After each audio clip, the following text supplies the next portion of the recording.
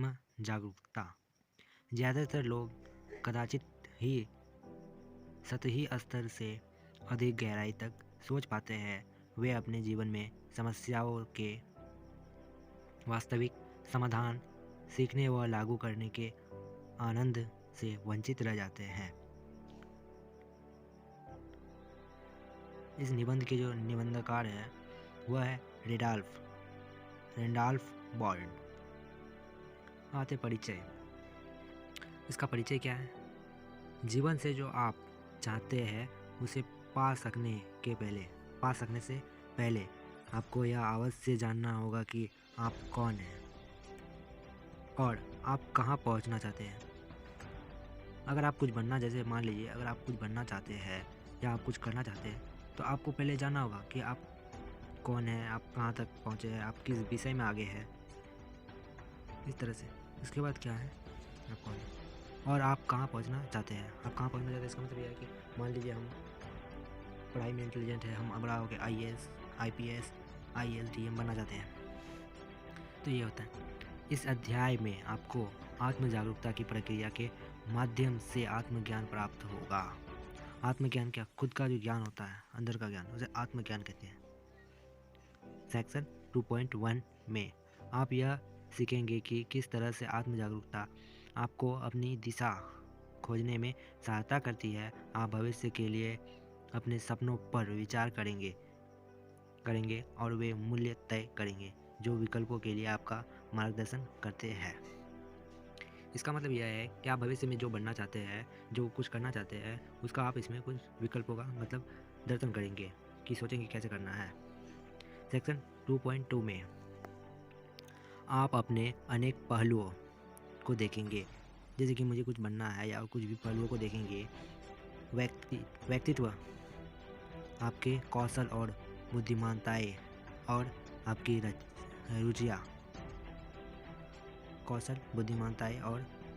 रुचियाँ। तब आप इन समस्त जानकारियों पर एक साथ विचार करते हुए उस आजीविका के बारे में सोचेंगे जो आपके लिए सही हो सकता है। आप सारा चीज़ सोच लीजिए, सारा चीज़ समझ लीजिए, उसके बाद आप सोचिए कि मुझे क्या करना है, तभी आप एक सही रास्ता ले पाएंगे। जैसे कि मुझे पढ़ाई में अच्छा लगता है, मैं पढ़ाई करता हूँ। किसी को खेलने में अच्छा लगता है, वो खेल में अच्छा करते हैं। आप जिस भी चीज़, मुझे पढ़ाई में ही है, पढ़ाई में मुझे IAS बनना है, किसी को DM बनना है, किसी को IPS बनना है, किसी को आर्मी बनना है, तो आप पहले सही तरह से सोच लीजिए। सीखने के उद्देश्य। यह अध्याय पूरा करने के बाद आपको निम्न में सक्षम होना चाहिए: आत्म जागरूकता को परिभाषित करना और इसके लाभों का वर्णन करना, लोगों के मूल्यों को प्रभावित करने वाले कारक स्पष्ट करना, व्यक्तित्व को परिभाषित करना और व्यक्तित्व के 5 बड़े गुण बताना, कौशल, ज्ञान और रुचियों में तुलना और अंतर करना, इसे स्पष्ट करना कि किस तरह से व्यक्तित्व, कौशल और रुचियाँ आजीविका विकल्पों से संबंधित है। तो ये आपको बता रहा है सीखने का उद्देश्य। सेक्शन 2.1 अपनी दिशा खोजना, आत्म जागरूकता विकसित करना। आत्म जागरूकता, खुद पर ध्यान देने की प्रक्रिया। कभी आपने आत्मचिंतन कर खुद से पूछा है कि आप जीवन में क्या करना चाहते हैं? क्या आप सही दिशा में बढ़ रहे हैं या नहीं? इन महत्वपूर्ण प्रश्नों के उत्तर देने के लिए आपको आत्म जागरूकता विकसित करनी होगी। खुद पर ध्यान देने की प्रक्रिया ये आत्म जागरूकता है। आपके विचार, एहसास, दृष्टिकोण, प्रेरणाएं और क्रियाएं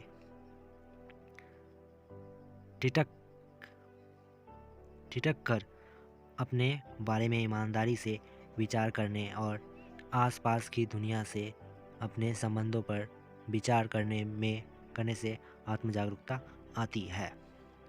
आप आत्मचिंतन जो शुरू से बताया, इसको आप ध्यान से समझिए कि आत्मचिंतन मैंने आप जो अपने अंदर चिंतन करते हैं, मैं क्या करूँगा, मैं क्या बनूँगा। क्या आपने कभी कुछ अपने दिल से पूछा है कि मैं क्या करना चाहता हूँ? क्या किस दिशा में जा रहा हूँ, मैं सही रास्ते पे जा रहा हूँ या नहीं, ऐसा आपको सोचना है। आत्म जागरूकता के अनेक फायदे हैं। यह आपको इसकी पहचान करने में मदद करती है कि आप वास्तव में अंदर से क्या महसूस कर रहे हैं और क्या सोच रहे हैं। यह आपको दूसरों की बातों या कार्यों से प्रभावित होने के बजाय आपको आपको आपको निजी मूल्यों के अनुरूप कार्य करने में मदद करती है।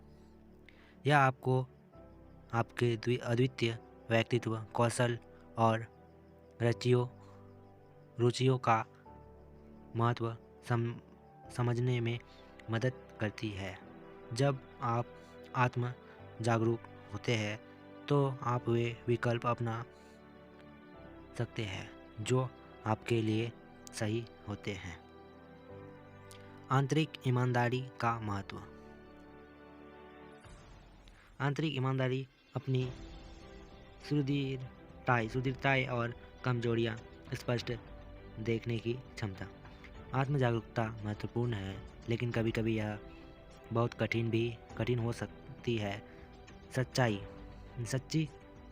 सच्ची आत्म जागरूकता के लिए आंतरिक ईमानदारी तथा अपने सुदृढ़ताओं और कमजोरियों को स्पष्ट व यथार्थ ढंग से देखने की क्षमता की जरूरत पड़ती है।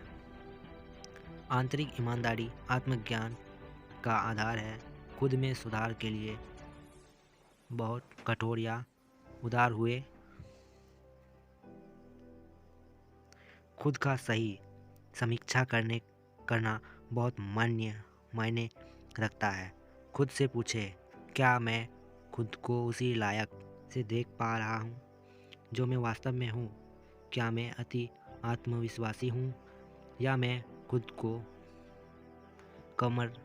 कमतर करके आंक रहा हूँ? क्या मेरे कार्य मेरे बुद्धियाँ मूल्यों से मेल खाते हैं? क्या मैं अपने साथियों से आसानी से प्रभावित हो जाता हूँ? आत्मजागरूकता के लिए प्रयास करने होते हैं अपने बारे में खुद को व दूसरों को सच्चाई से अवगत कराना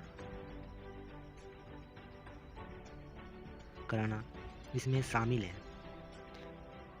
अपने बारे में सच्चाई बताने का अर्थ है कि आप यह स्वीकार करते हैं कि आप मनुष्य हैं और इसलिए पूरी तरह परफेक्ट नहीं है।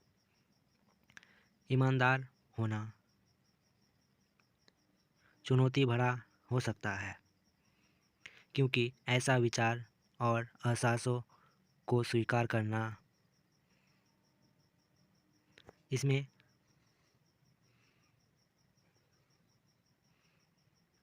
शामिल है।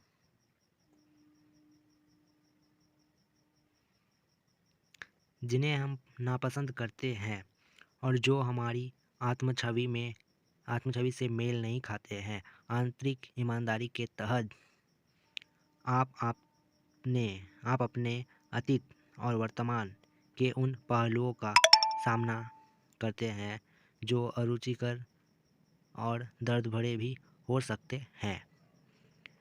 इससे आपको दर्द भरे एहसासों जैसे कि दुख, विषाद, क्रोध, भय, शर्म या ग्लानि का भी सामना करना पड़ सकता है।